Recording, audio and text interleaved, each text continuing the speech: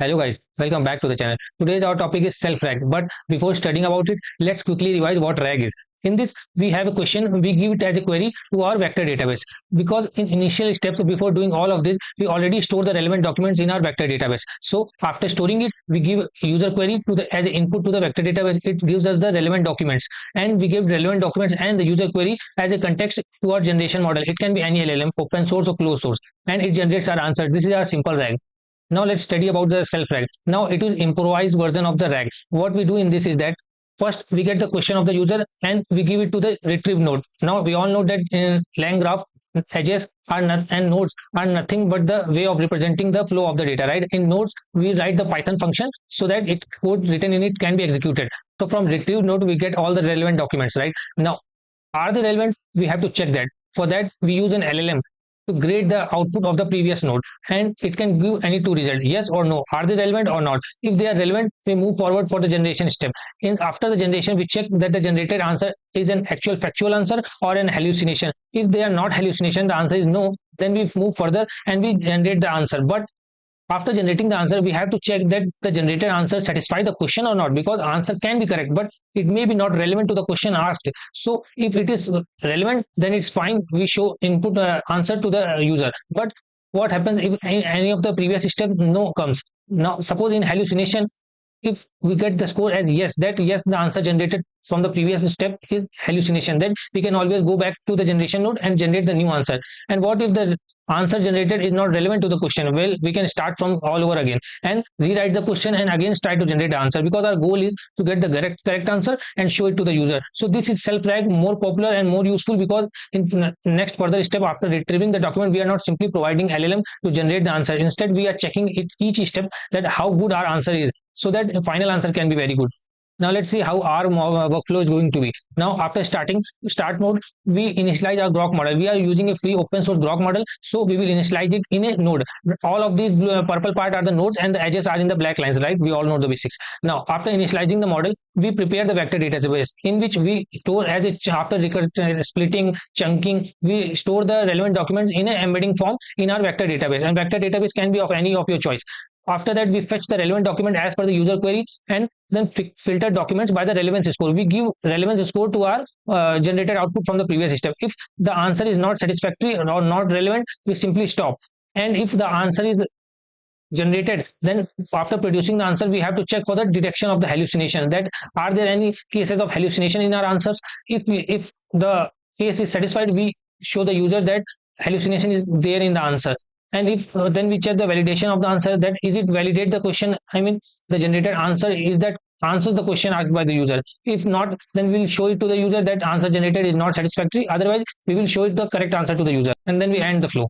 Now let's start understanding the code. But before doing this, we need an API key, right, for the Grok model. Now you have to use the same format, Grok underscore API underscore key is equal to, and then paste your key inside those quotations.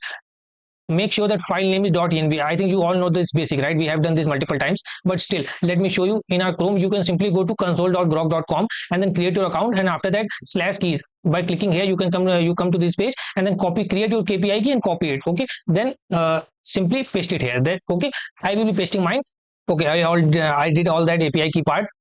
Now I have written this code, all of it, right? Actually, this all code is provided in the official documentation of the LangGraph. You can also refer it from there. I have just made small changes as per my requirement. Otherwise, mostly the code is same. Okay. So I have created this environment. You can see the PyCache because I have already tried this once. So you can see the cache file, and then I created environment, separate environment for this execution of this.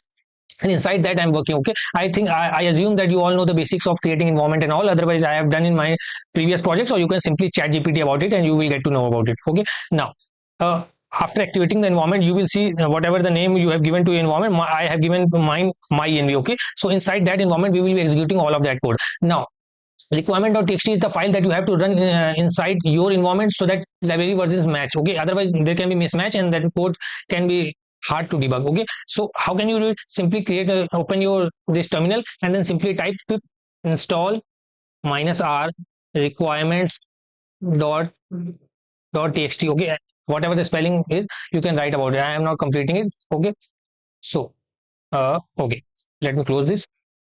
Let's go back here. Okay, so we will be understanding line by line. I'm not going to take your time in writing all of this code because it is well structured written code in the official LangGraph documents. So I thought of just explaining you all so that your time can be saved. Okay, so let's start from the very first line. Import OS, we all use this for the path management and all warnings, suppress the depreciated warnings and all .env, so that we can load that environment variable file in which we have written the API key in our local this Jupyter notebook. From typing import list, type dict, this all are the basic, right? Pydantic base model field for the validation and all, because we will be writing some functions. Okay, now langchain.text splitter, so we are importing recursive character text splitter because the document that we will be storing on our vector database, they will be split into smaller parts. Web-based loader, because the document we are going to use are available over the internet, we have to load them. So for that we will be using web-based loader. Chroma, because as in vector database we will be using Chroma. You can use any FIS and all of them are mostly give you some free credit. Okay, ChatGrok, we are using a Llama model from the ChatGrok Hugging Face embeddings to create the embeddings of our retrieved basically loaded documents from the internet. Chat prompt template for using the basic prompt template. str output parser, because we want some structured output from the LLM, so we will be using str output parser. And langchain import hub, because inside the langchain hub you will get many already written prompts. You can use any one of them. We will be using one of them.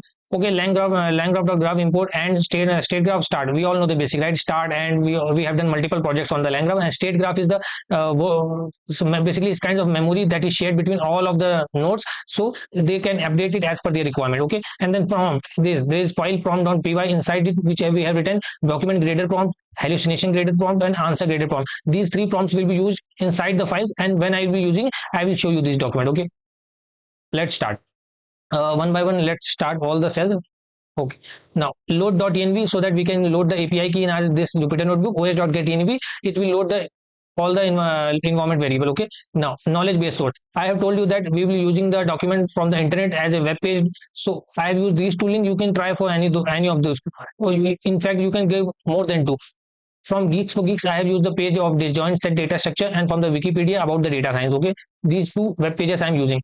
Then we will be creating first the class workflow state.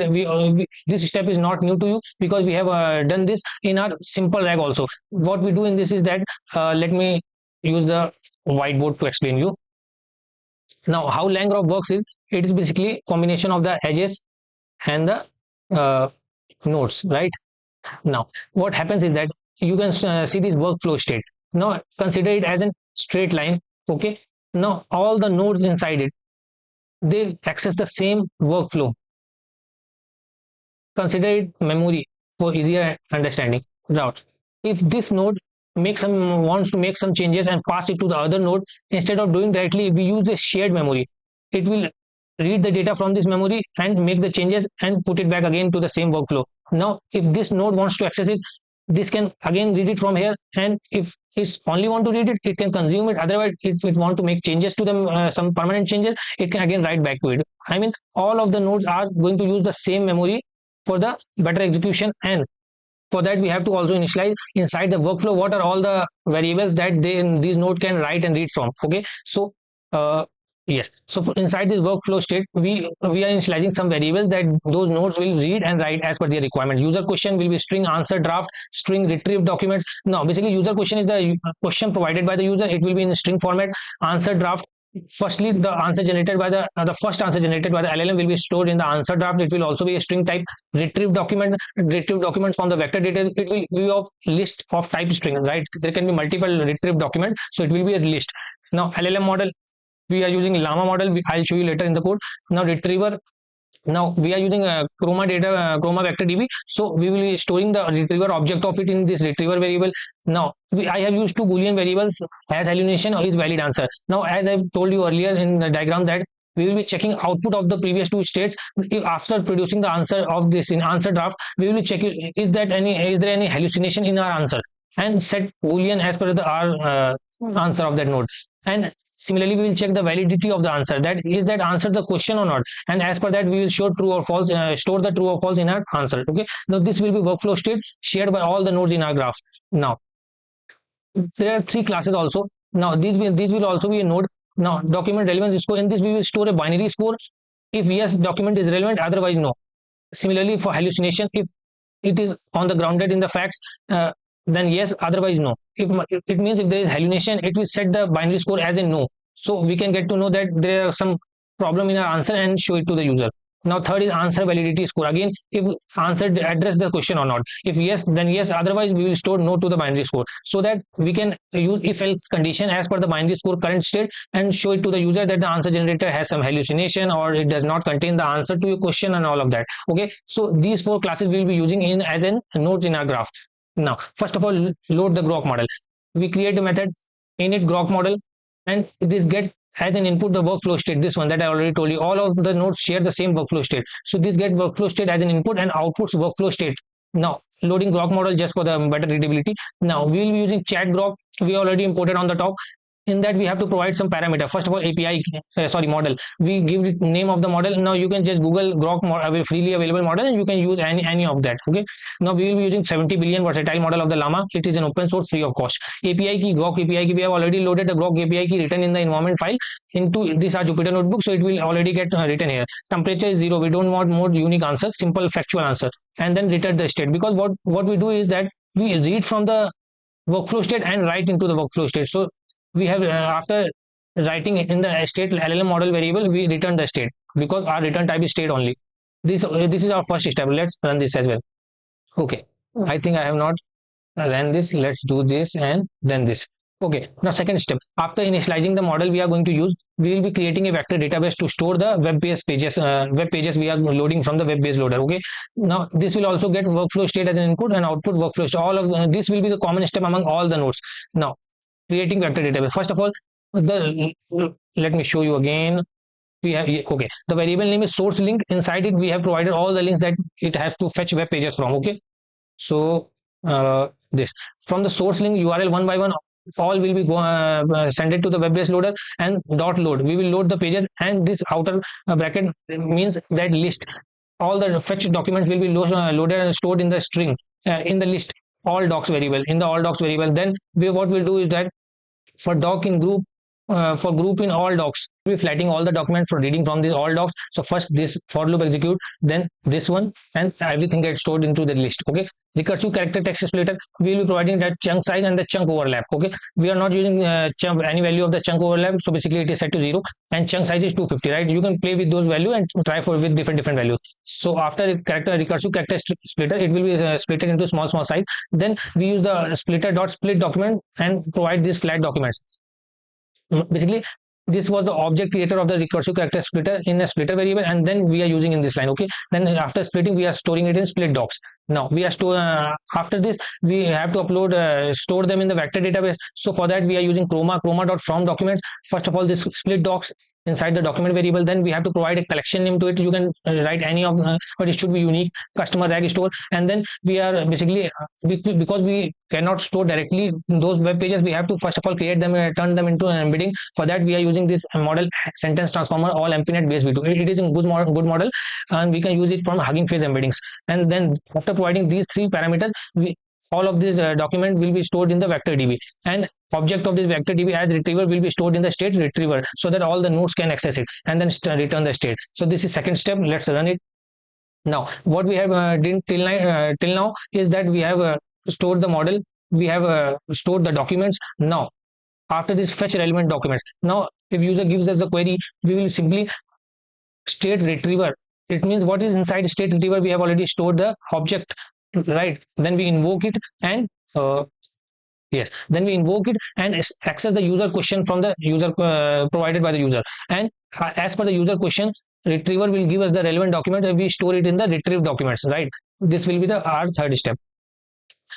Now fourth step, filter out the irrelevant document. Now there can be many documents fetched from this retriever, but we have to check the how many documents are relevant to the answer we have to generate. So for that we are using this filter document by relevance store.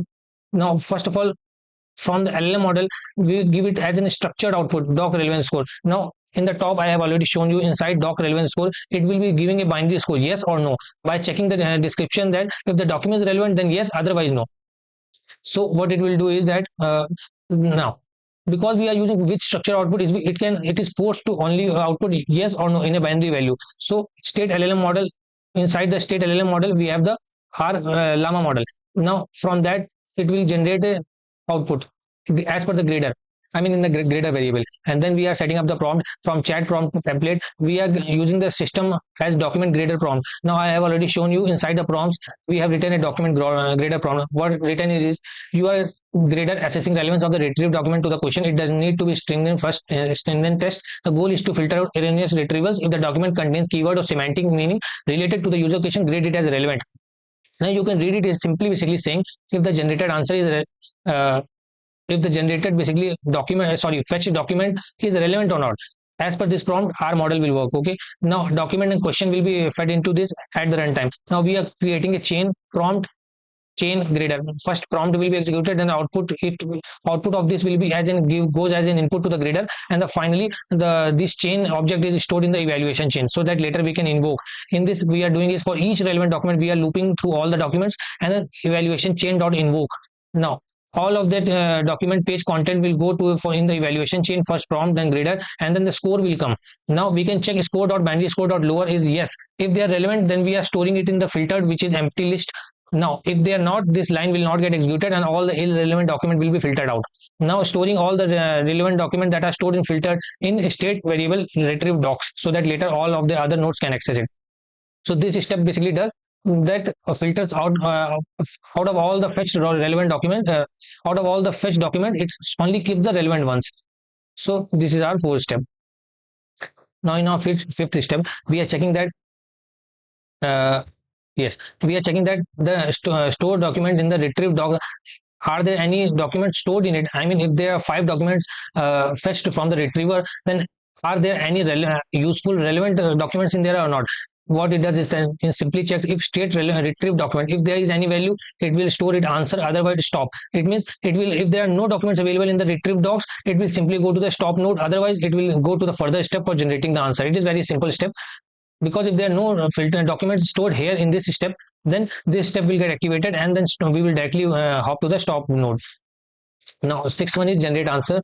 Now what it does is that first of all we are using the hub. I have already told you in the starting that hub.pool has many of the already written prompts. We can use any of them, so I am using this RLM RAG prompt. You can just simply google about it. It's very easily written prompt. You can just simply read about it, and there are many other prompts available for your future use. Now we are fetching the prompt from it and storing in the prompt template now and creating a chain out of it. Prompt template, then the output of this goes to our LLM model, and then the output of this goes to a structured output, so that we can structure the output generated by the LLM. And this chain object is stored in the RAG chain so that we can retrieve later, which we are doing in this step. RAG chain dot invoke, in which we provide the retrieve document and the user question, and the answer generated from this will be stored in the answer draft. Okay, now after this after this we'll be checking for the hallucination in the answer in this generated answer draft. Now what we can do is simply from LLM model we can output as per the structured output as per the hallucination score, and I already shown you in hallucination score we have written prompt that it has to return a boolean answer that the answer generated has hallucination or not. So simply it will object this model object will be stored in the grader. Then we again create a prompt with the hallucination grader prompt, which is written here. You can read about it. It's simply telling to write a binary score yes or no as per the answer generated into the previous step. Now after this gender and prompt, we can simply create a chain out of it.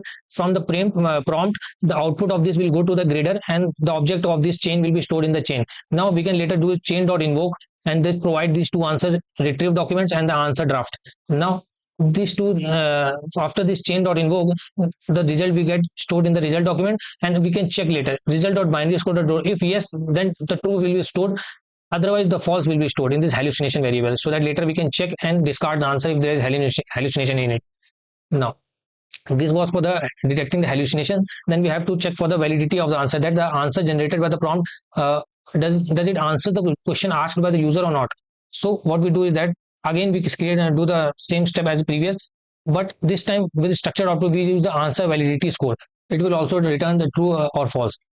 Then we again creating the prompt, then again creating the chain, and then invoking it. So again we are checking at the end that answer generated is yes or no, because if the answer generated is yes, then only the answer is validating the question, otherwise the answer generator is not relevant to the question asked by the user. So we will be storing that boolean answer to the is and is valid answer variable in our state, and then returning it later. Now after all the nodes we have created above, we have to join them in, make it graph out of it. For that this is the step. Now this step is very similar to the steps that we did earlier. Now what we can do is that we have created a method create workflow. in which we are creating a workflow state as a state graph in a workflow. Now inside this workflow state, which is stored in workflow, we have to add all the nodes and edges. All the nodes or edges in this step, all the nodes are added here, and then the edges are added here. Okay. Now first of all, initializing grok model, this one and this node, then prepare vector database. I have already shown you this right here. This same init grok model, prepare vector database, these all same states will be converted into a graph. Init grok model, prepare vector, and all of them detect hallucination, valid answer. All of them are same, detect hallucination, valid answer. Okay. Now after creating all these nodes, we have to connect them via an edges. Now we create an edge from starting node to init grok model. I have shown you here, from starting node to init grok model. Then from init grok model, we have to connect the edge between the prepare vector database. Now this is also edge here. Then prepare vector database to the fetch relevant documents. Then from fetch relevant document to filter document by relevance. All right, these three. Then we are adding in conditional edge. Now there is difference between edge and conditional edge. Now edges are very sequential in nature. After one after the other, all of them will get executed. But in conditional edges, you check for the condition. If it's satisfied, then you follow the one path, otherwise the second path. Now conditional edges are shown in the dotted line. This one is the conditional edge. If the case comes yes, then it will directly jump here, otherwise it can branch out into this way. Okay. Now we are adding a conditional edge as per the filter docs by relevance. If the answer generated, if the answer generated, then we have to go to produce answer. If there are no relevant documents and all, we have to simply go to the AND state. Now at the end, two edges from produce answer to detect hallucination. Here this one, produce answer to detect hallucination, and then last one is detect hallucination to validate answer. Now all of the edges nodes are connected via an edges. We simply compile the our workflow. Okay. Now this is final step to it, that we have to invoke our pipeline and generate an answer from it. Now create workflow, we have object, create an object and stored it in the variable pipeline. Now pipeline.invoke, and we are providing a user question. Now we can provide any question. Suppose I have given who is Elon Musk. Now this question should not generate any relevant answer, because we know that we have stored the documents of disjoint, set, data structure, and data sign. There is no nothing about the Elon Musk here, so it should not generate a good answer, or it should tell us that the answer cannot be generated, something like that. Okay, we are running it.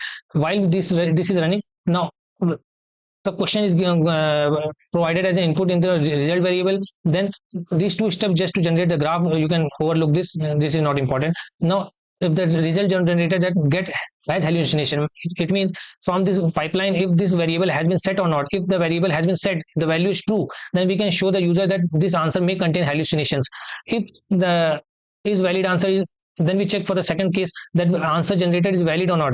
Now if this condition also gets true, it means the answer may not fully address the question. It means that after checking all of those conditions, we are showing to the user that the answer has hallucination or not, the answer address the question or not, and then user can decide for himself that he likes to read the answer or not, because we are showing answer as well. Now what our answer came after running this cell is that, first of all, we loaded the grok model, we created the vector database, we retrieved the relevant document, then we filtered the documents, and then deciding the next step.